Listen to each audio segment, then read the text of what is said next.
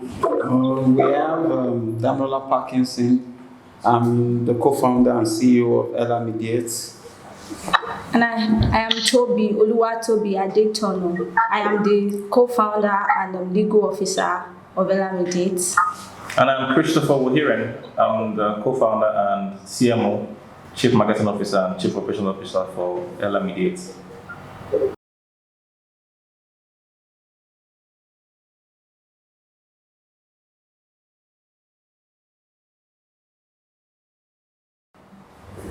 Specifically, what field do you major in? Oh, I major in tech. Toby majors in law. Chris majors in communications and marketing.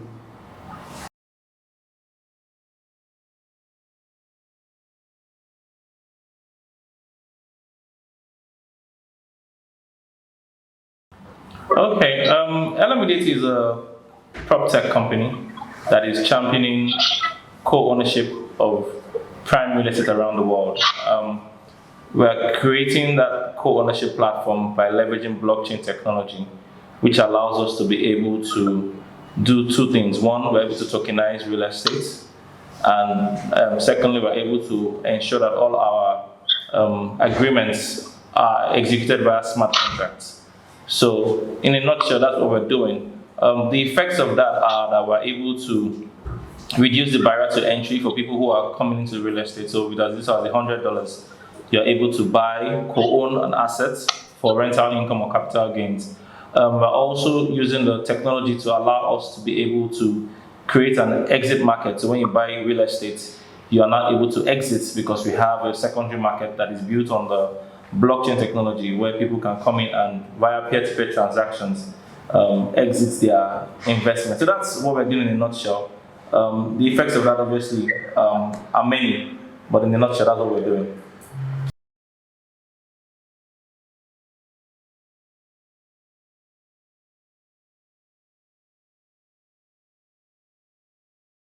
Okay, I grew up in a small family with my mom, my dad, and my siblings, yes.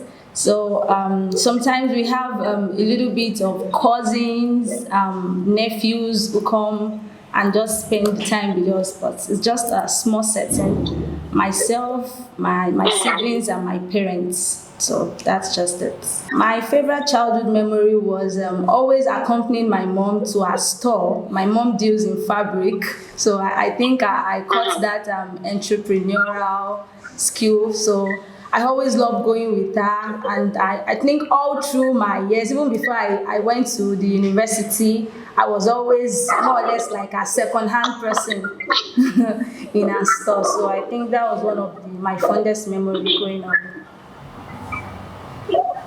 My dad works in a paint company. He was a chemical engineer, so he works in a paint company. So my mom was the entrepreneur, while my dad was, the employee, so to say.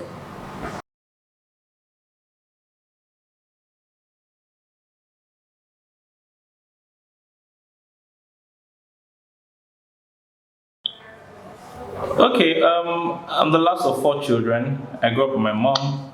My dad wasn't around, so it was four kids and my mom.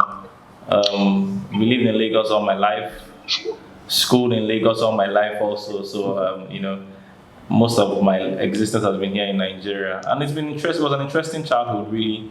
Being the last born, I'm being the most social of all my siblings. I was one that went out the most, traveled the most, went on adventures the most, and came up with the most trouble. So that was, my childhood was like last child of four kids.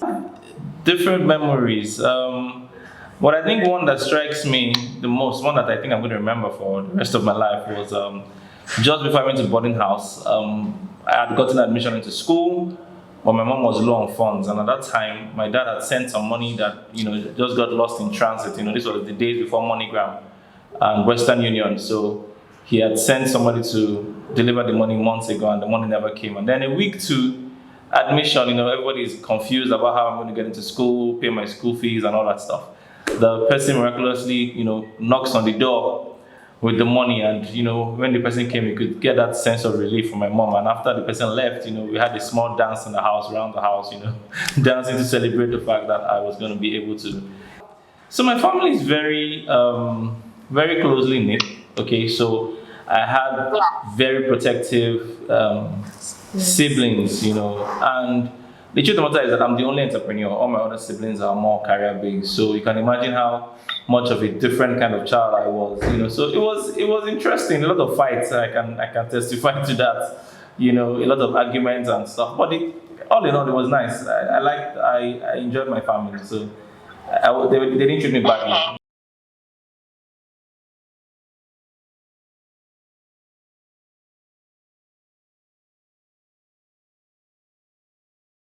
I'm the first of three kids, and amongst the three of us, I would say we are two entrepreneurs and one career person.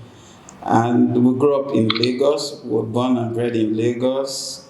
Grew up in Ikotun, then moved to Surulere. Then was born in Surulere, moved out of Surulere at some point. Went back to Surulere, and now pursuing life in the island.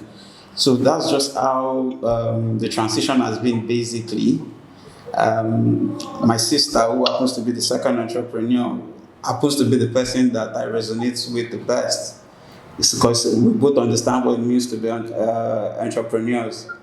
And one of the fondest memories that I can recollect was actually it's funny, but I and my siblings received the beating of our lives on this day because we had my mom is a caterer and a baker as well. So she taught us how to make coconut candy. So you could dice up coconuts, put them in the pot, put sugar, some oil, dry it up, and wait for it to solidify. Then break it up into chunks. So we learned that on one day. Then the next day, my mom went out to work, and we went and plucked coconuts and did our own coconut candies and started selling to our friends on the street.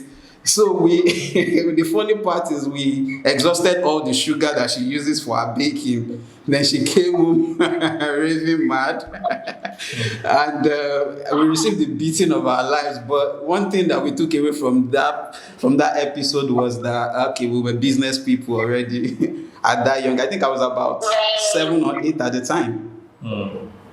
Right.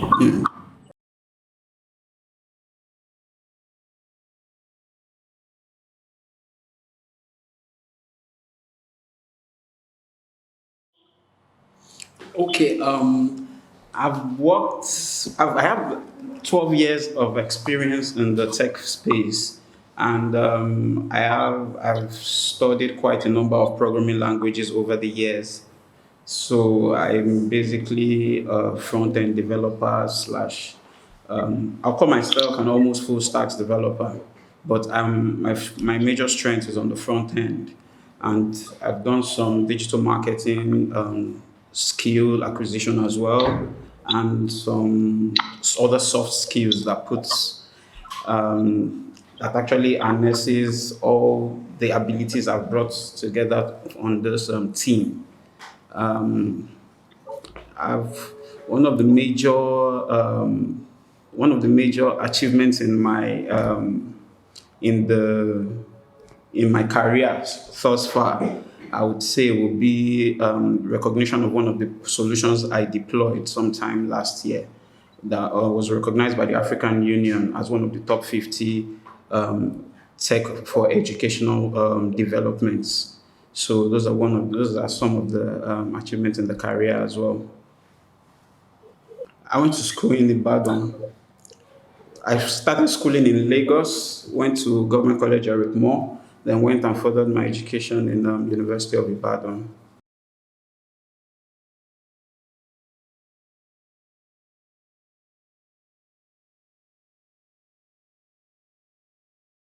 Okay, so I studied my primary and my secondary education was in Lagos. Thereafter, I completed my undergraduate studies in Ondo State, that's Adetona University, and I emerged as the best graduating student. Thereafter, I proceeded to the Nigerian Law School, and then that has been my educational journey.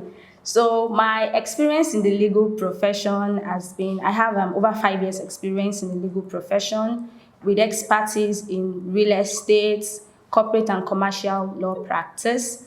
I've had the opportunity, my last employment was with a senior advocate of Nigeria, is late though, Dafia Akpedeyesan. I had the opportunity of working on several high-profile briefs. And then recently, before I joined Ellamediate, I had the opportunity of also working on several advisories to startup companies. So my aim is just to ensure that all companies are not just only profitable but also legally compliant, and so that is why being in Ellamediate, just to ensure that yes, I'm actually there to checkmate and just to ensure that we are compliant with the laws, and then everything, our customers are protected, there's safety of assets, there's safety of money, and there is safety of properties. So that is what I do in a nutshell.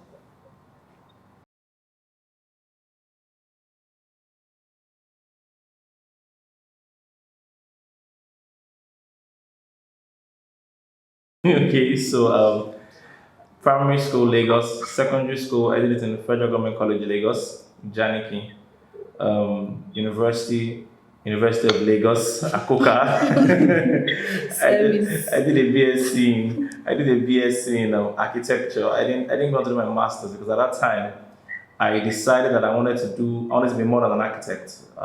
While I always wanted to be an architect since when I was in primary school, I was one of the kids you asked at age 4, what do you want to be? And you say, I want to be an architect, So I'd always wanted to be an architect. And I got into university, did 4 years, and I said, I wanted to be more than an architect. So I pulled out of that industry and went into marketing. I joined an advertising agency at that time. And I was a copywriter, a junior copywriter. But between 2 years, I was sent out to go start a digital business because I'd proven that I, first of all, had an understanding of the way marketing worked, but I also had an understanding of the way the digital technology that was beginning to emerge at that time was working. So I was sent to go start that business, and I drove it for about 2 years or 3 years before I started to begin to explore into areas of business development and operations. So with that, in that period when I pulled out of advertising, I began to consult for a number of businesses, both small and large businesses, which was really where I was, at the point where I was telling myself it's time for me to go back into architecture, and that was when the Ellamediate project started, and I think this was a fantastic time in my life to be taking on this project. It's been an amazing journey, so far. I feel like I'm at the right place doing this project at the right time.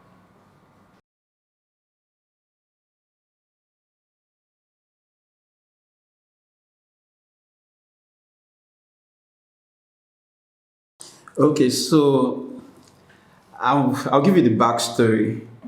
Aside being a tech head, I've always been in the real estate space as well. So on a certain transaction a few years ago, a lot of bottlenecks came up in that transaction, and I suppose there's this situation whereby you're about to close a transaction and you're already calculating your commission and you're already spending that commission. You understand what I'm trying to say? so, so I already planned. Okay, and this was about a few weeks to my wedding, actually.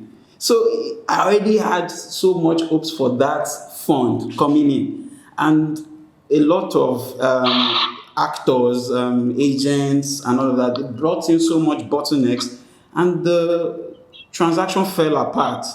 And I just took it upon myself and said, since I have the tech background, I have the tech know-how, what can I do to not make that repeat itself ever again?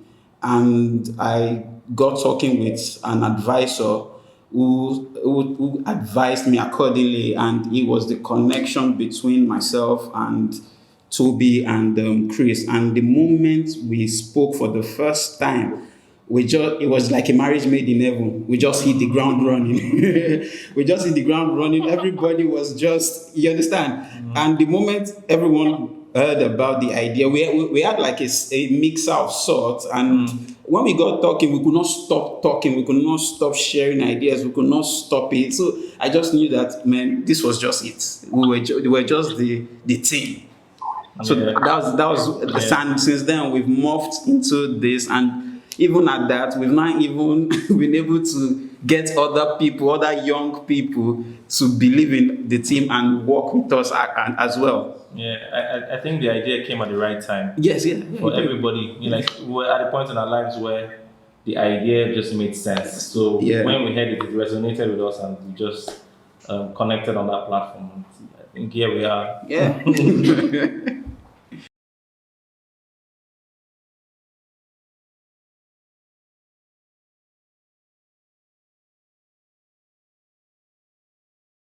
Okay, I will start by saying that there's a lot of factors that you need to consider. And then okay, like in her own, despite the disparity in the background, immediately I caught idea of the idea, so to say. It was something that resonated with me. It resonates with me very well. So I think an entrepreneur, you must actually be able to go with whatever resonates well with you. You must have that convictions, because there will be a time you'll be faced with several challenges. There will be a time that your ideas will be tested to know if you actually know what you are doing, to know if you actually know, you can actually stand by what you do. So like in her own situation, when the idea came in, and I've been in the real estate scene, I was like, oh, this is an opportunity. There have always been a lot of bottleneck. When you want to buy an asset, you have to pass through a lawyer, you have to pass through an agent, you have to pass through a surveyor, then you have to go through the hurdles of verification, and then subsequently coming back to the lawyers, and then it goes back and forth. So, and there's a lot of middlemen, and then in between, you get to spend a lot of money. So I would say that, yes, so it must resonate with you, because when the challenges come, you have to ask yourself, am I sure I know what I am doing? So, and then you also have to have advisors. Like you also have to have people who you can speak to, who you can ask questions like, okay, I actually want to try this out. What do you think? Because sometimes you might think you have it all figured out, but most times you don't have it all figured out. And then you need people who can actually vet this ideas for you. So I think entrepreneurs, and a host of other things too, but I just think these few things they are a must have.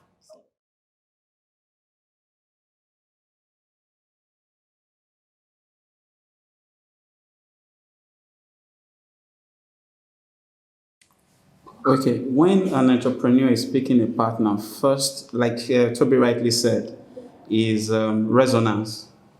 You need a partner who is on the same wavelength as you, and you need a partner that is ready to ride or die with you on the idea. So, and I think this is what we found when we met, and since then it has been an upswing ever since.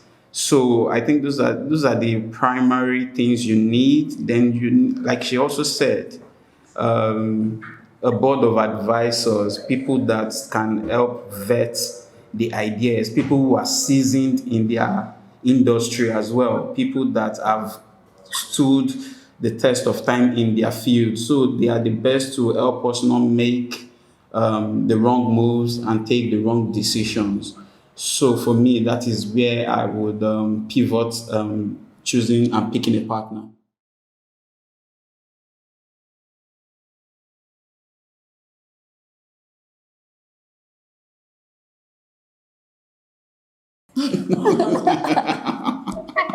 No, they are both my favorite ones. They are makes me on the spot. Okay, so but let me put it this way. One of the things I think that makes a partnership work is that you respect the opinions of the other person or people in this particular scenario. And the truth is, I don't have to bother too much about the tech or the legal stuff. I'm confident that whatever Dami or Toby decides to come up with is most likely the right thing to do. Yes, I'm the partner in the group that asks all the questions, but I ask because I'm trying to understand, and I've never been disappointed with the answers that they gave whenever I'm curious about something. So for me, being in a partnership with somebody, you want somebody whose opinion you respect, who you are confident in what they know and how they are on their viewpoint on the project, and that has been something that we have all been blessed to have. So when Dami says something, I trust it, and when Toby says something, I trust. So that for me is really why they are both my favorite partner. Oh, I see. Okay, so you there a little bit. Toby, who's your favorite partner?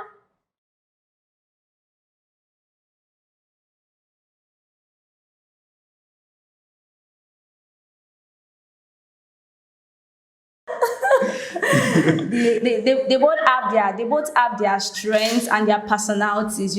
Chris is this his personality is a little bit stronger, but I'm always saying this, that if you get to know Chris well, you would really align well with him. Like on the face, he might look that very strict, while Dami looks very friendly. Dami is somebody that you meet today and then you are all jumpy all over him. But Chris is very strict. He talks strictly too.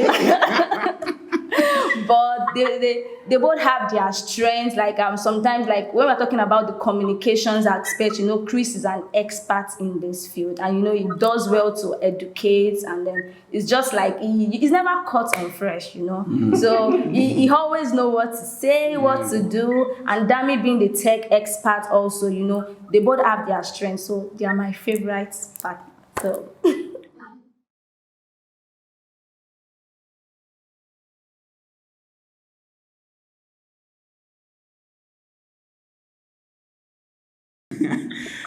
Okay, I'm going to still align with both Toby and Chris, so that way I'm not cheating. Like I said, like I said earlier, it's a match made in heaven. So we're favorites of one another, and like I also mentioned earlier, the moment we met, when you meet someone or you meet a group of people, and the first 10 minutes into conversation between you guys feel like you've known yourself for ages, and you are able to keep on opening up ideas and sharing thoughts. You understand that kind of scenario. So it has even helped us in building our teams.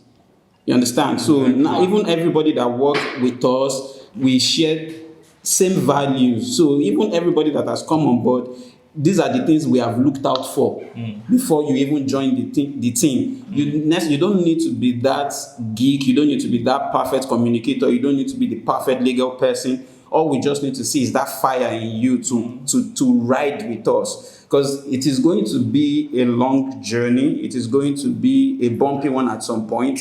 So we need that cohesion amongst ourselves to keep us going through those times. You understand? Yeah. So, and I believe that I have the two most wonderful partners anybody could ever ask for in the world.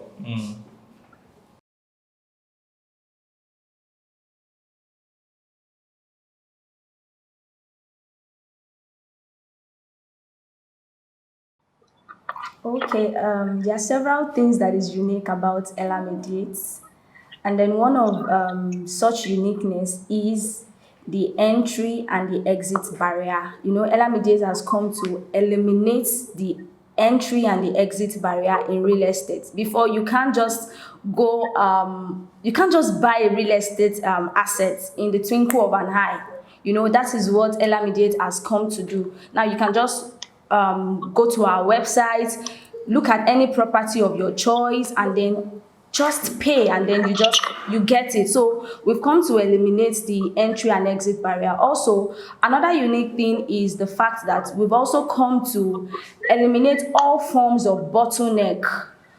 Usually there's a lot of bottleneck that is associated with real estate. Like I mentioned earlier, from me, my desire to buy, and having to go through a lot of agents, from the estate agent to the lawyer to the surveyor to the verification process, and all this process has just been made easier, using smart contracts and then blockchain. We've just eliminated this process. In a step-by-step process, you can actually verify your property, you can actually choose the one you like, you can pay, you can get your contract, you can sign everything online. So we've just eliminated all these bottlenecks. So I think that is what makes Ellamediate, our company and our solution, unique to everyone who is desirous of owning real estate assets.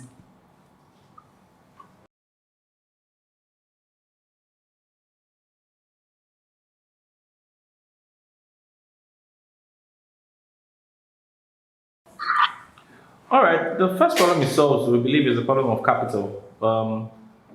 Capital, and that capital speaks at different levels. So, number one, capital for the middle income earner who wants to have access to a home as an asset. You don't have enough money to do that. But now we're saying with as little as $100, you can buy into an income generating asset and begin to earn passive income from that. So, the middle income earner who couldn't have bought a house at a particular price point is able to enter at a lower price point. That's one. Two, on a economic scale, there's a lot of dead capital in the real estate markets, and our platform allows us to be able to tap into that dead capital and resurrect it, if I can use it, if I can say it that way. We're able to solve that issue of capital.